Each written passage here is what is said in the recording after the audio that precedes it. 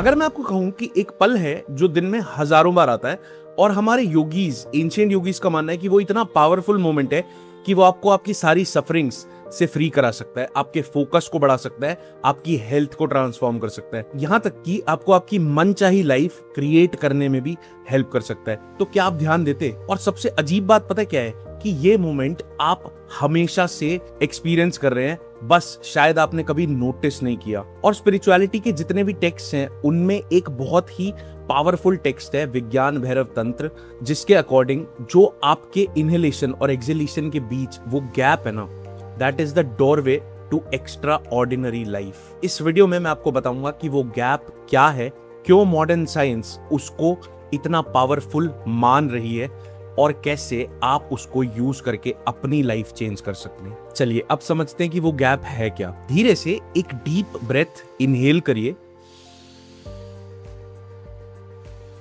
और धीरे से एक्सहेल करिए। अब आप नोटिस करिए इन दोनों ब्रेथ के बीच में एक छोटा सा गैप है। जब हम इनहेल करते हैं और जब हम एक्सहेल करना स्टार्ट करते हैं उसके बीच एक पॉज होता है, एक टाइनी गैप। और इस गैप को अक्सर हम सब लोग मिस कर देते हैं या फिर नोटिस नहीं करते या हम ध्यान ही नहीं देते उसके बारे में। पर विज्ञान भैरव तंत्र के अकॉर्डिंग वो जो गैप है ना, it is the doorway to extraordinary life, क्योंकि ये कंप्लीटली फ्री है, आपकी आइडेंटिटी से फ्री है, आपके पास्ट एंड प्रेजेंट से फ्री है, सारी एंजाइटी, फियर, डाउट्स से फ्री है। And this moment, this gap is pure awareness, pure consciousness. ये जो गैप है एक्चुअली ये टाइम के भी परे है, इसीलिए शिव जी को भी भैरव कहा जाता है और इस टेक्स्ट का नाम भी भैरव है। भैरव मीन्स, भय मीन्स बियॉन्ड, रव मीन्स टाइम, यानी कि एक ऐसी सिचुएशन या स्थिति या एक ऐसा इंसान जो टाइम के बियॉन्ड चले जाए। जरा सोचिए, हमारी लाइफ, हमारी एज सिर्फ टाइम के बेसिस पर है। मान लीजिए हमारी 60 साल की लाइफ है, जब 60 साल पूरे हो जाएंगे हमारी बॉडी डिटीरियरेट हो जाएगी and we will fall dead.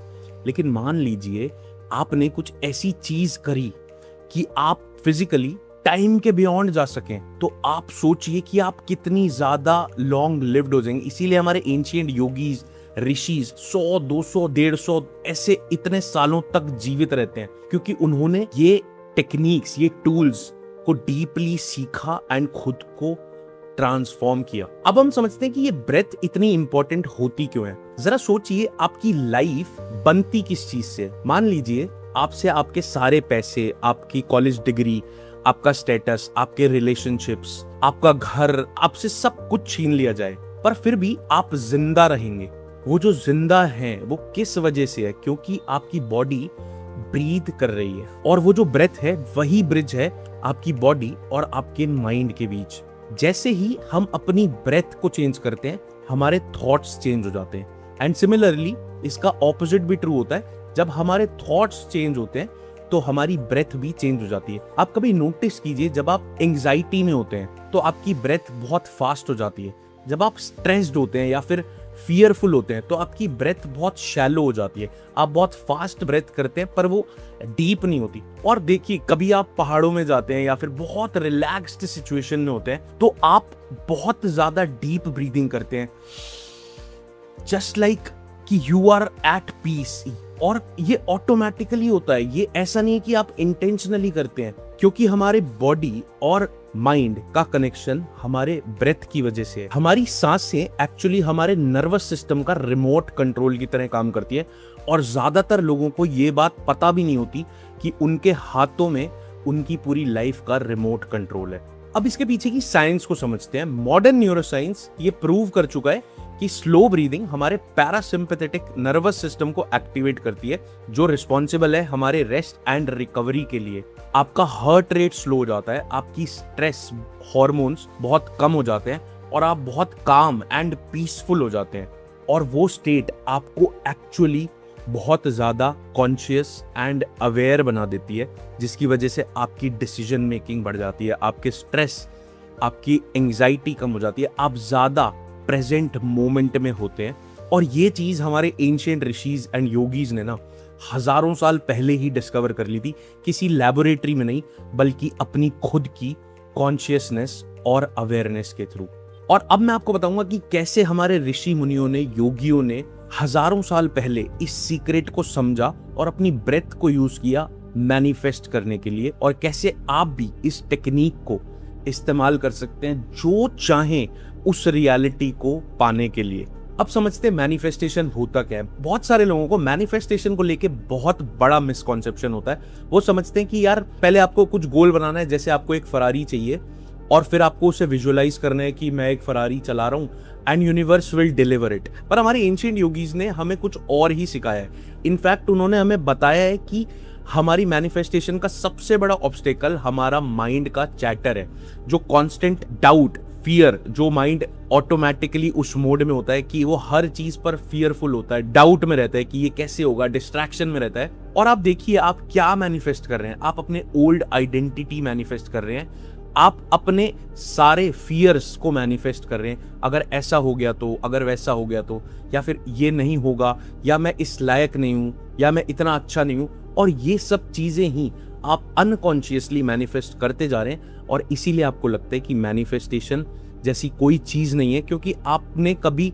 Consciously manifest किया ही नहीं। पर जरा सोचिए कि अगर आप इस ब्रीदिंग टेक्निक को समझेंगे, जहां पर आपको उस ब्रीदिंग के बीच के गैप पर फोकस करना है, उसके बारे में अवेयर होना है, तो सोचिए जब आप ब्रीद इन करते हैं, that is manifesting the world inside you, and then there is a gap, and जब आप ब्रीद आउट करते हैं, so that is releasing the world या फिर मटीरियल थिंग टुवर्ड्स आउटसाइड। तो जब आप मटीरियल और स्पिरिचुअल के बीच की उस स्थिति, उस गैप पे फोकस करते हैं, उसके बारे में अवेयर होते हैं, तब आप एक ऐसी स्टेट में होते हैं जो कि टाइम के भी बियॉन्ड है, आपकी करंट आइडेंटिटी के भी बियॉन्ड है, जो कि ट्रूली आपको पास्ट एंड फ्यूचर से रिलीज करके प्रेजेंट मोमेंट में आने पर मजबूर करता है। एंड वहीं पर मैजिक होता है।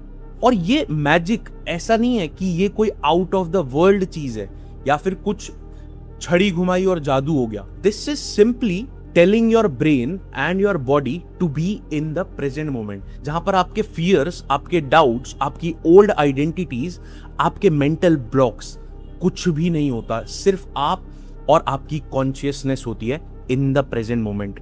और जब आप ऐसी स्थिति में काम फील करते हैं, तो जो भी आपके मन में थॉट्स होते हैं या जो भी आपकी ट्रू डिजायर्स है, वो ज्यादा पावरफुल हो जाती हैं और वो मैनिफेस्ट होने लगती है।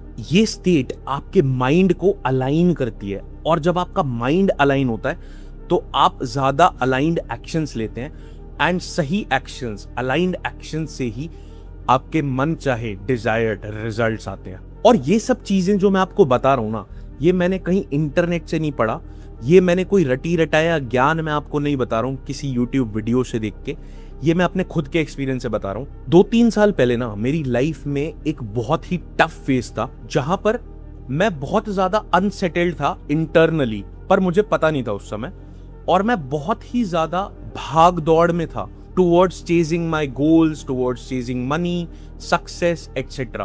पर अंदर से ना मैं सेटल्ड नहीं था, काम नहीं था, मैं हमेशा एक ग्रीड में रहता था, एक लस्ट में रहता था, एक नीडी एनर्जी में रहता था। पर ऐसी सिचुएशन में जब आप होते हो ना, तो कहीं ना कहीं एक्सटर्नल वर्ल्ड और इंटरनल रियलिटी जब मिसमैच होती है, तो आपकी आइडेंटिटी को कोलैप्स होना पड़ता है। और उस समय मेरी पूरी लाइफ कोलैप्स हो गई, मेरा बिजनेस, मेरी फाइनेंशियल कंडीशन, मेरी फैमिली, मेरे रिलेशनशिप्स, लगभग सब चीजों में मैं इतना ज्यादा स्ट्रगल कर रहा था।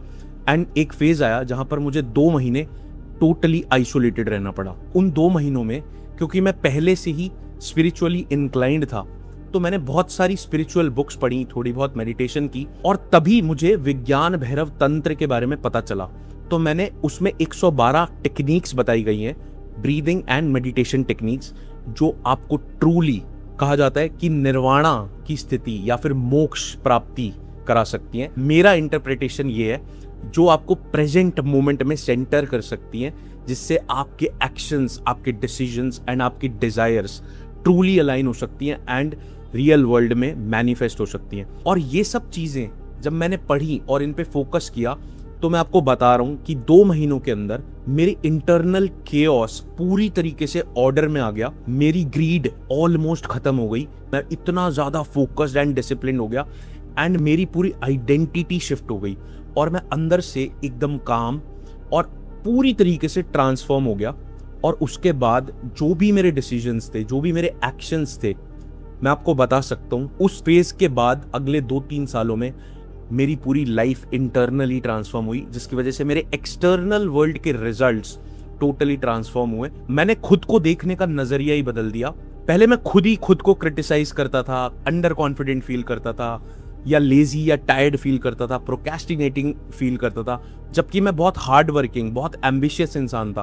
पर उसके बाद मैंने अपने आप को पूरी तरीके से बदलते हुए देखा, जिसकी वजह से मेरे एक्सटर्नल रिजल्ट्स बदले। जैसे कि मैंने फाइनेंशियली ज्यादा बेहतर चीजें अचीव करी, मटीरियलिस्टिकली भी मैंने सक्सेस पाई, मेरा बिजनेस ज्यादा स्टेबल हुआ, मैं मेडिटेशन को डेली प्रैक्टिस करने लगा, मेरी हेल्थ, मेरी फिटनेस थोड़ी बेहतर होने लगी और मैं डेली उसके लिए एक्शंस लेने लगा, जिम जाने लगा, मैंने फूड, न्यूट्रिशन, मतलब मेरी पूरी आइडेंटिटी ही शिफ्ट हुई। और तब मुझे समझ आया कि कितनी पावरफुल है हमारी ब्रेथ, और अगर हम पूरी जिंदगी अपने ब्रेथ के साथ जी रहे हैं तो हम दिन के 10 से 15 मिनट क्यों ना निकालें उसे ऑब्जर्व करने में। सिर्फ ऑब्जर्व करना है and it can truly transform your life, at least it did mine. अब मैं आपको बताऊंगा 3 ऐसी प्रैक्टिकल टेक्निक्स जिसे आप फॉलो करके ये एक्सपीरियंस खुद से कर सकते हैं अगले 21 दिनों तक। अगर आप इस चैलेंज को करेंगे तो मैं आपको बता सकता हूं,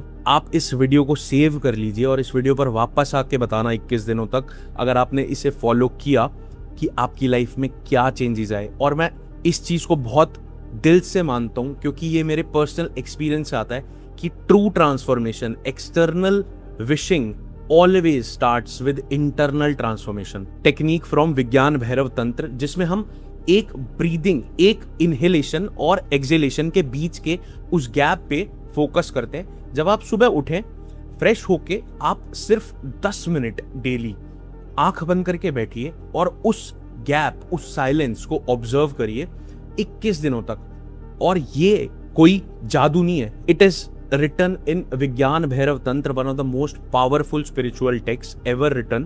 और आप देखेंगे कि 21 दिनों बाद आपकी इंटरनल केमिस्ट्री चेंज हो रही है और कहीं ना कहीं आपकी एक्सटर्नल रियलिटी भी बदलेगी। आपके एक्शंस अलग होंगे, आपके रिलेशंस बदलेंगे, आपका फाइनेंशियल ब्लूप्रिंट, आपका माइंडसेट, वो सब चीजों में एक ट्रांसफॉर्मेशन आएगा। टेक्निक 2 है बॉक्स ब्रीदिंग। इसमें आपको 5 सेकंड तक इनहेल करना है, फिर 5 सेकंड तक होल्ड करना है, फिर 5 सेकंड तक एक्सहेल करना है और 5 सेकंड तक फिर से होल्ड करना है और इस प्रैक्टिस को रिपीट करना है। अगर आप इसे डेली 5 से 10 मिनट करेंगे अगले 21 दिनों तक, तो ये आपके फोकस को बढ़ाएगा, आपको ज्यादा कामनेस देगा और ये बहुत ही अच्छा है आपके बेटर डिसीजन मेकिंग के लिए। And last but not the least है कोहेरेंट ब्रीदिंग टेक्निक। इसमें आपको इनहेल एंड एक्सहेल करना होता है 5 सेकंड तक बैक टू बैक, एंड इस चीज को कंटिन्यूअसली 5 से 10 मिनट तक रिपीट करना होता है। और ये अगर आप अगले 21 दिनों तक करेंगे तो ये बहुत ज्यादा हेल्पफुल होगा आपके stress reduction and emotional balance के लिए, जिससे आप बहुत ज्यादा काम एंड पीसफुल फील करेंगे।